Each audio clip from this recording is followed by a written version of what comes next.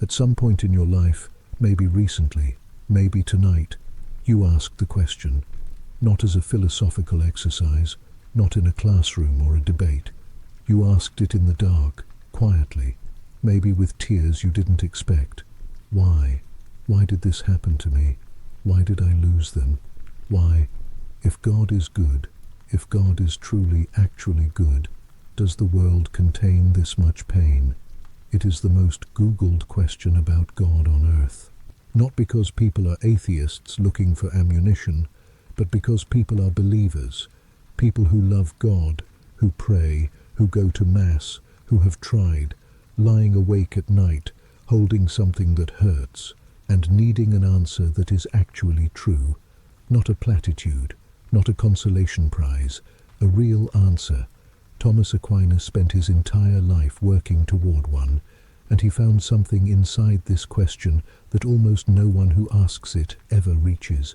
A discovery so precise, so unexpected, so quietly devastating in the best possible way, that when he finally arrived at it, after 50 years of the most careful thinking in the history of theology, he laid down his pen and said the words were not enough. Tonight, you will reach it too. If this brings you peace tonight, subscribe to Catholic Wisdom. A new reflection arrives every week, made for this exact moment. Let your body rest where it is. Feel the weight of it, the specific heaviness of a person who has been carrying something today, not just physically, the other kind of weight, the kind that doesn't show, the thing you haven't said out loud to anyone, the question you've been turning over, the grief that keeps finding you at the end of the day, when the distractions run out and there is nothing left between you and it. You don't have to put it down right now. You don't have to resolve anything before you sleep. Just let your hands rest open at your sides. Let them be empty for a moment. Unclench your jaw. You may not have noticed it was clenched. Let your shoulders drop. Feel them release. Let the surface beneath you hold your weight completely. You don't have to hold yourself up right now. The ceiling above you is just a ceiling. The walls are just walls. The dark is just dark. You are in a room. You are safe. You are breathing. And for the next 40 minutes, one of the greatest minds in the history of the Church is going to sit with you inside the hardest question you have ever asked. Close your eyes and listen. There is a moment in the Summa Theologica, early in the first part, question 2, where Thomas Aquinas does something almost no theologian has the courage to do. He writes the strongest possible argument against the existence of God, in his own voice, as clearly and as powerfully as he can construct it. He states the objection like this: if God existed, if an infinitely good and infinitely powerful God truly existed, there would be no evil in the world, because a being of infinite goodness would not permit evil, and a being of infinite power would be able to prevent it. But there is evil in the world, therefore God does not exist. He writes that down. He lets it sit on the page. He does not rush past it. He does not soften it or reframe it before answering it. He lets it stand at its full strength. And then, and this is what makes Aquinas unlike almost anyone else who has ever written theology, he answers it, not by minimizing the objection, not by changing the subject, not by appealing to mystery and asking you to simply trust without understanding. He answers it philosophically, precisely, from the absolute foundations, and the first move he makes, the very first step in his answer, is something almost no one who has ever asked this question has thought to do. He stops, and he asks, what is evil? Not who causes it, not where it comes from, not what to do about it. What is it, in itself? What kind of thing is evil actually? Now, I am going to stay with that question for a long time tonight, longer than you might expect, because the answer Aquinas gives is the foundation that everything else rests on. If you understand this, the rest of the argument opens up. If you miss this, Everything that follows loses its force. So stay with me here, even if your eyes are heavy, even if sleep is beginning to pull at you. Let the words keep coming. You don't need to hold them tightly, just let them settle. When most of us imagine evil, when we imagine suffering, pain, loss, we imagine a substance, a dark force, a thing with weight and presence and existence of its own. We imagine evil as something that was made, something that occupies space in the world, the way that trees and stones and fire and water occupy space. We imagine two forces, good and evil, arranged against each other like two armies on a battlefield, both real, both substantial, both with independent existence. And if evil is a thing, if it is a substance with its own existence, then the question of why God allows it is truly devastating. Because then God allowed a thing to exist that he could have simply chosen not to create. The image becomes unavoidable, God in a control room, watching pain occur on a screen, with the ability to stop it and choosing not to. That image is almost entirely wrong, and Aquinas begins his answer by dismantling it from the foundations. Evil, he argues, following Aristotle, following Augustine, and going further than either of them. Evil is not a substance. Evil is a privation, an absence, a lack of something good that should be present, but is not. Let me give you the examples Aquinas uses, because this idea is important enough to circle around from several different directions until it has fully landed. Cold. Cold is not a thing. Cold is the absence of heat. There is no independent cold substance floating in the air of a freezing room. There is only the removal of warmth, or the failure of warmth to be present where it should be.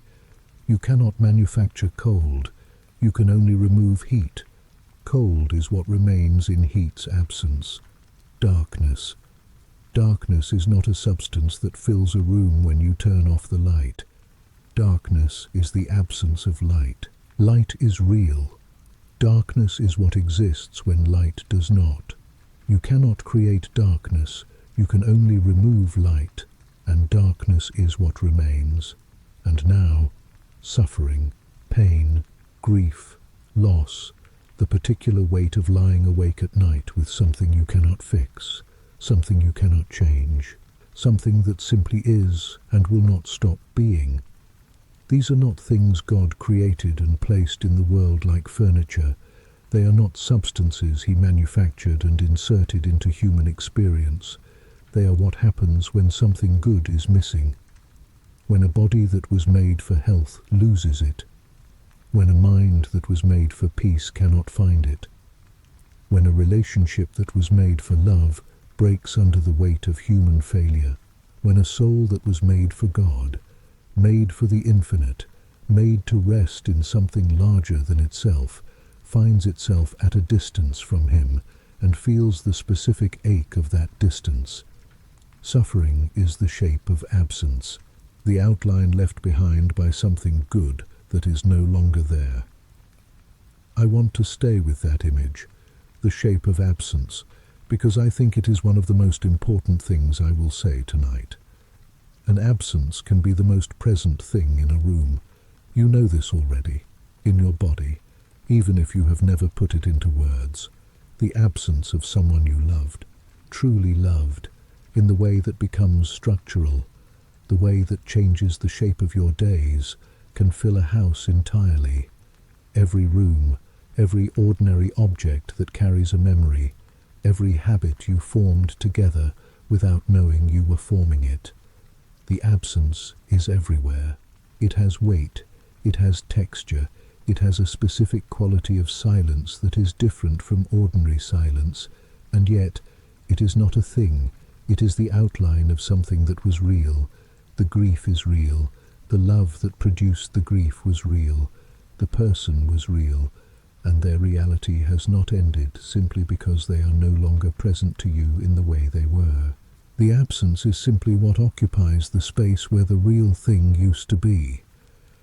Aquinas is not saying your suffering is an illusion. He is not saying it doesn't matter.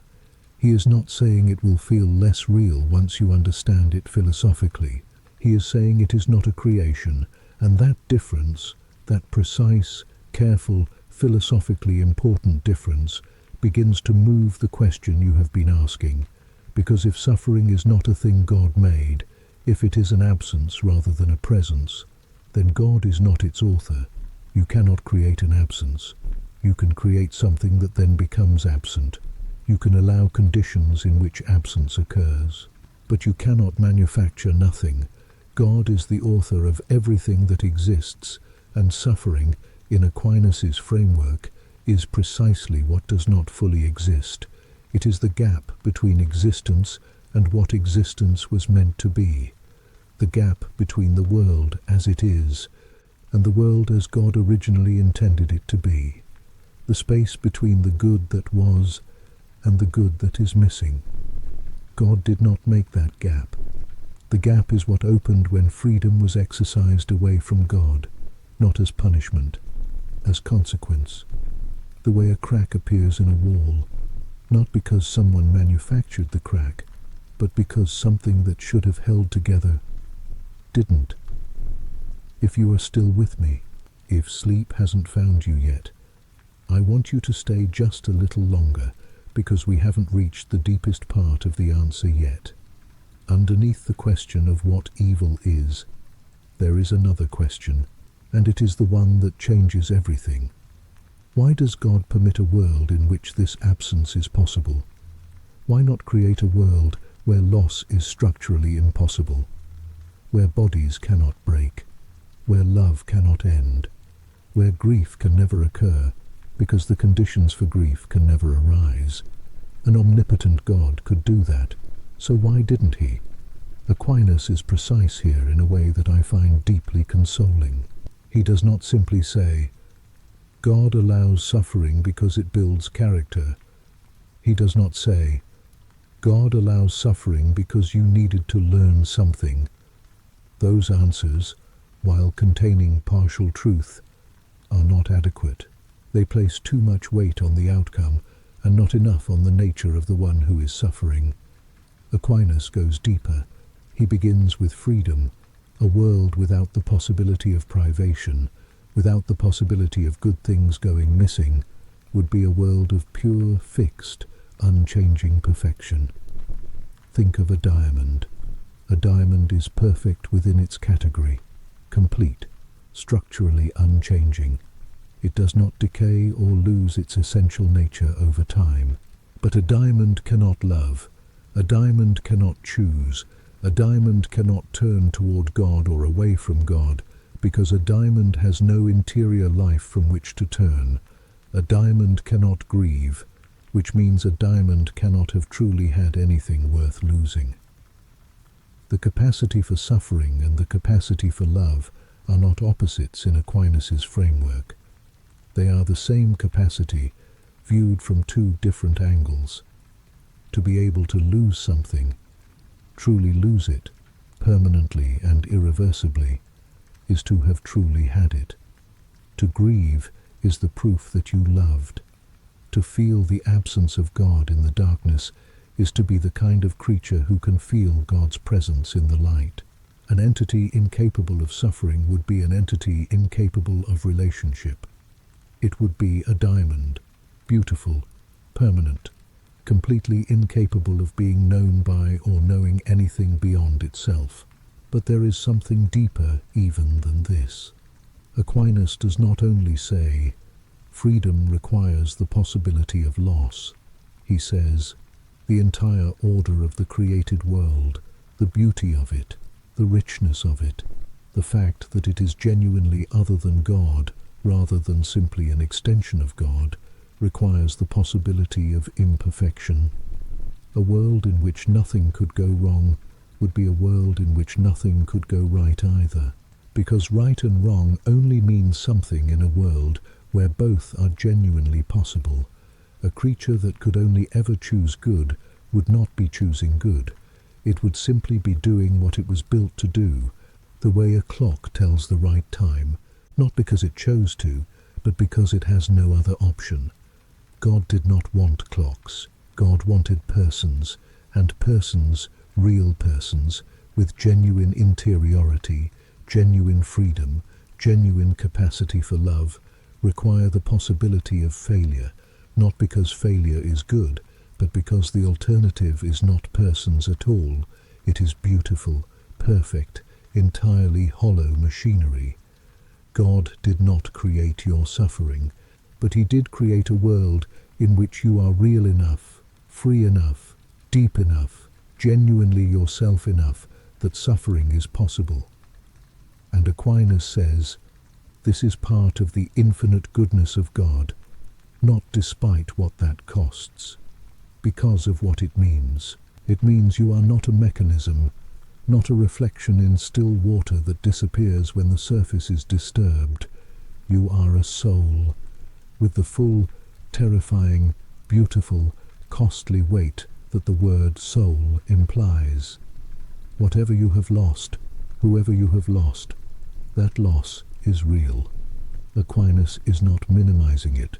He is not asking you to reframe it, or be grateful for it, or find the lesson inside it.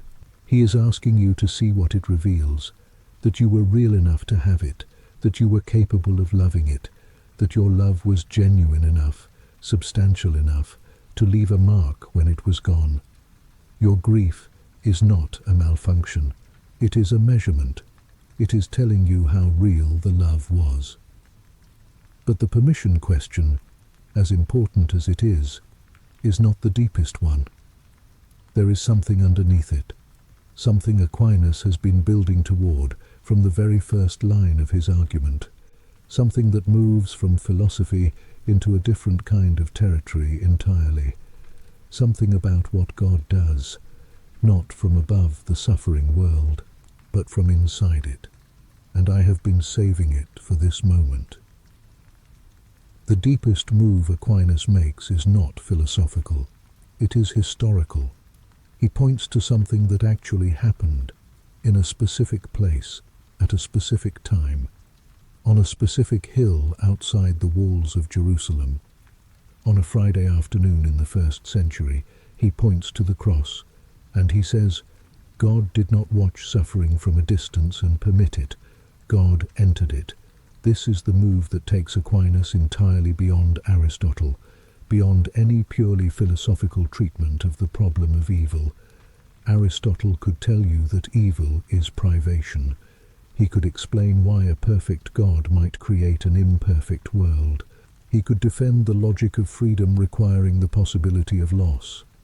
But Aristotle's God, the unmoved mover, the pure act at the summit of existence, that God does not enter history, does not take on a body, does not experience the specific cold of a winter night in Galilee, does not know what it is to be misunderstood by the people closest to him, does not sit at the bedside of someone dying, does not weep at a grave, though he knew what was about to happen at that grave, does not sweat blood in a garden while his friends fall asleep nearby, does not hang on a cross and cry out, my God, why have you abandoned me?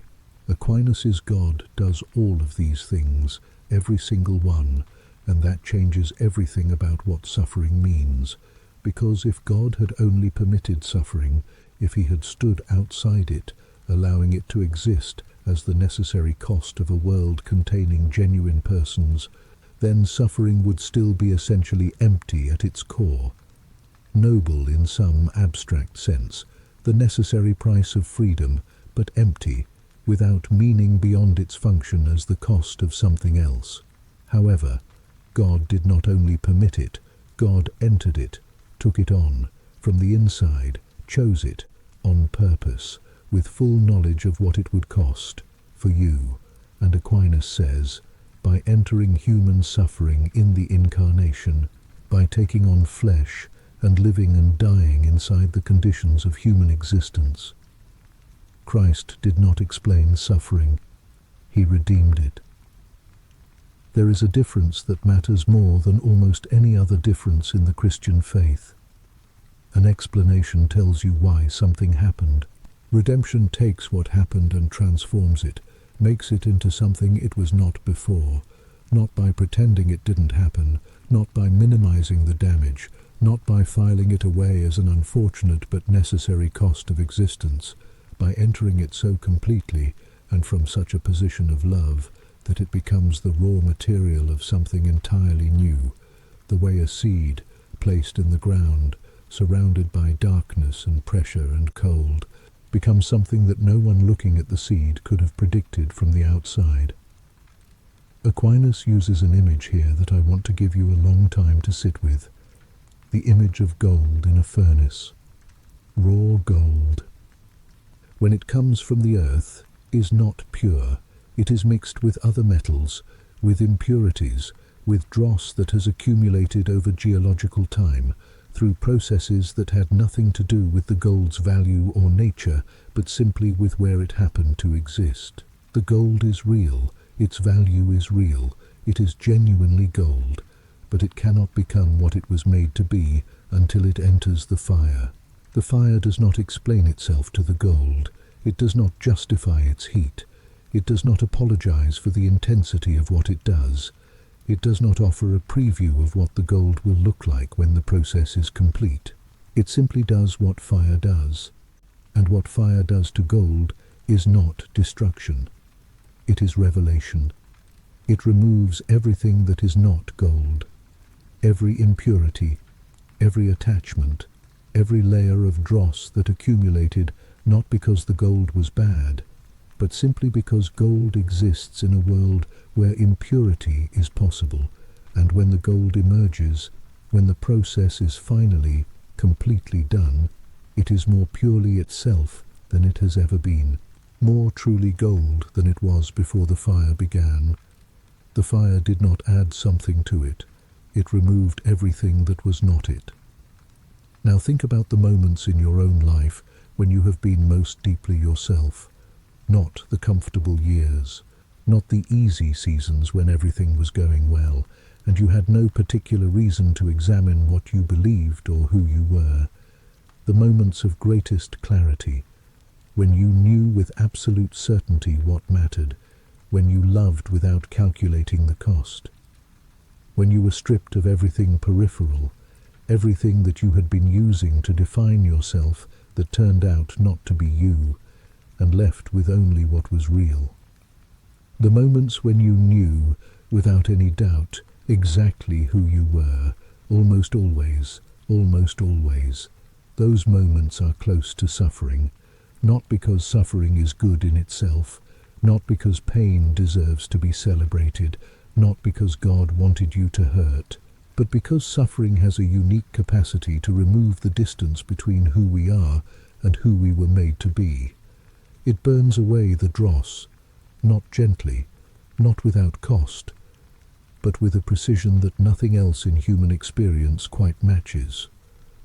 Aquinas calls what happens when suffering is consciously offered to God participation in the passion, not imitation, not simply enduring what Christ endured and drawing inspiration from his example the way you might draw inspiration from a historical figure you admire. Participation, as in your suffering, offered to God, taken up into prayer, joined to the cross, is taken up into the suffering of Christ, and becomes part of the same redemptive act that is still unfolding in history. Your grief becomes part of what heals. Your long nights become part of what redeems. Your particular darkness, the specific shape of your absence, the outline of everything you have lost, the weight you have been carrying, becomes, in Aquinas' theology, material, not wasted, not meaningless, not an unfortunate cost that God regrets allowing. Material, the way the cross itself was material, the way the tomb was material, the way 3 days of what appeared to be absolute defeat became the material out of which resurrection was made. You may be very close to sleep now. That is good. Let it come whenever it wants to. But if one thought can cross the threshold with you, if one thing can settle into the deeper parts of you as you drift, let it be this. What you are carrying tonight is not evidence that God has abandoned you. It may be, in ways you cannot currently see, the closest you have ever been to Him, not in spite of the weight, because of it. The furnace is not empty. He is in the furnace with you. He has been there since before you knew you were in it. There is one sentence in the Summa Theologica that I have been saving for this moment. I mentioned at the beginning of this reflection that Aquinas found something inside this question that almost no one who asks it ever reaches. This is it. After all of his careful, precise, lifetime-consuming philosophical labor, after the privation argument, after the permission argument, after the argument from freedom and personhood, he writes a single sentence that contains everything. This is part of the infinite goodness of God, that He should allow evil to exist, and out of it produce good. Read it one more time. Not, this is the explanation for evil. Not, this is why evil is secretly fine. Not, this makes the suffering worth it in some calculated transactional sense. This is part of the infinite goodness of God. His goodness is large enough, patient enough, infinitely creative, to take the worst thing that has ever happened to you, the thing you cannot speak about without your voice changing, the thing you have carried so long it has become part of the shape of you, and produce from it something that could not have come from anywhere else.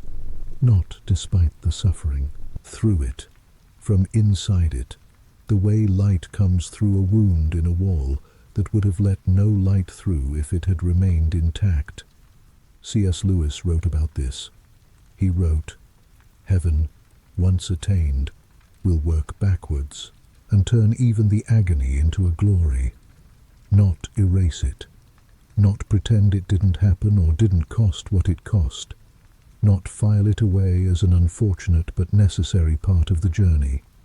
Transform it, backwards through time, until even the worst night, the night you thought you would not survive, the night the question why came out of you like something tearing, becomes part of the story of how you were loved into wholeness.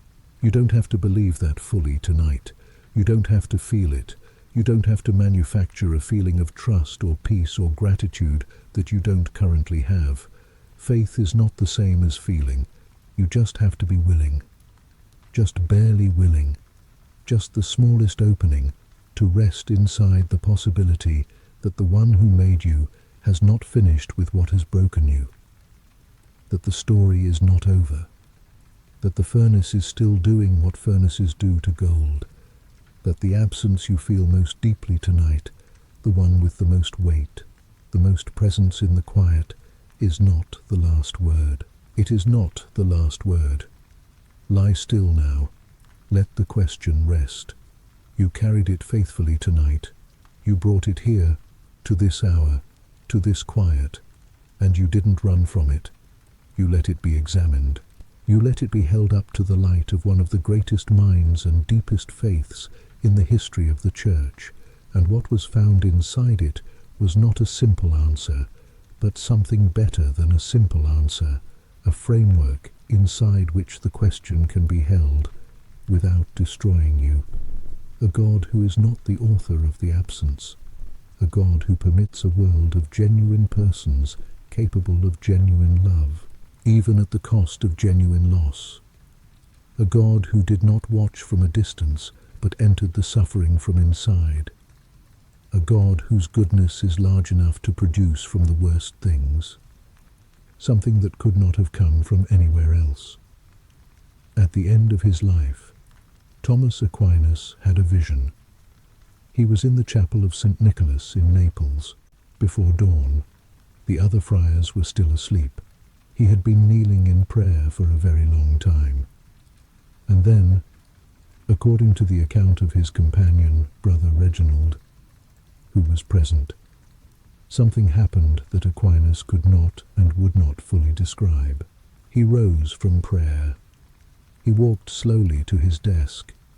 He looked at the Summa Theologica, at the millions of words, the thousands of precisely constructed arguments, the lifetime of careful thought about God, about evil, about suffering, about love, about what happens after death, at everything he had written about why God allows suffering, at the privation argument, at the permission argument, at the participation in the passion, at the sentence about the infinite goodness of God producing good from evil. He looked at all of it, and he said to Reginald, "I cannot go on." Reginald was alarmed. He asked, "Why? What has happened? Are you ill?" And Aquinas said, "All that I have written seems to me like straw, compared to what I have seen." He never wrote another word. Not because the arguments were wrong, not because the philosophy had failed, not because the Summa was not worth writing. It was worth writing. It has shaped the Church for 8 centuries and will continue to do so, but because he had been shown something that no argument could contain, something that made the most rigorous theological language in the history of the Church feel like dry grass next to what it was trying to describe. He had spent 50 years describing God from the outside, and then he was shown God from the inside. And the difference was not quantitative. It was not that he needed more words or better words or a longer argument. It was that words themselves, all words, even the best words, even the words of the Summa Theologica, are like straw next to the reality they are reaching toward. Like a child's drawing of the ocean compared to standing at the edge of it and hearing it. Like a map of a country compared to the country itself. Whatever is unfinished in your story tonight, whatever question is still open, whatever wound is still tender, whatever absence is still present in the quiet of this room, it is not outside the scope of what God sees. He sees further than your suffering. He sees further than the question. He sees what the suffering is becoming. He sees, in a way that made Aquinas put down his pen and say the words were straw, what your particular gold looks like after the fire. He sees the end of the story from inside the middle of it. And the end is not the absence. The end is not the dark. The end is what heaven works backwards to make of both. You are not abandoned in your pain. You are held inside it, by the hands that made you, by the God who did not watch from a safe distance but entered it, chose it, took it on from the inside, and transformed its nature forever, by the love that is patient enough, and creative enough, and infinitely large enough, to wait until even the worst of it is turned into something that could not have come from anywhere else, by the goodness that is large enough to allow evil and produce from it something the universe did not contain before. Rest now. The question is not unanswered. It is answered in a language that is larger than the Summa Theologica, larger than anything Aquinas could write, which is why he stopped writing. Let your body be heavy. Let your breath find its own rhythm without your help. In through the nose, slowly, and out, in and out. Let your legs be heavy. Let your arms be heavy. Let the surface beneath you hold all of it. The weight of your body and the weight of everything else you brought here tonight. You don't have to hold any of it right now. Let the dark be simply dark. Not evidence of absence, not proof that the prayers went nowhere, not the silence of a God who does not hear, just the ordinary quiet of a night in which you are known, completely and specifically known, the way only the one who made you can know you, not known in general, known in particular. Your particular grief, your particular absence, your particular gold, your particular furnace, known and held and loved, more than you can currently feel, more than the pain makes it possible to see right now, more than the question in the dark makes it possible to believe, but real. as real as the question you asked, as real as the love that was already moving toward you before you finished asking it, as real as the straw that Aquinas put down when he finally saw what the words had always been pointing toward. You asked the question faithfully. Now let the answer hold you all the way down into rest, into the quiet beneath the quiet, into the dark that is not empty, into the silence that is not absence, into sleep, into the arms of the one who entered the worst of it, willingly, on purpose, out of love, so that none of it would ever be outside the reach of what he can redeem. Rest, you are held. Rest, you are known. Rest, the furnace knows what it is doing. Rest, the gold is becoming what it was always meant to be. Rest, you are loved. Rest,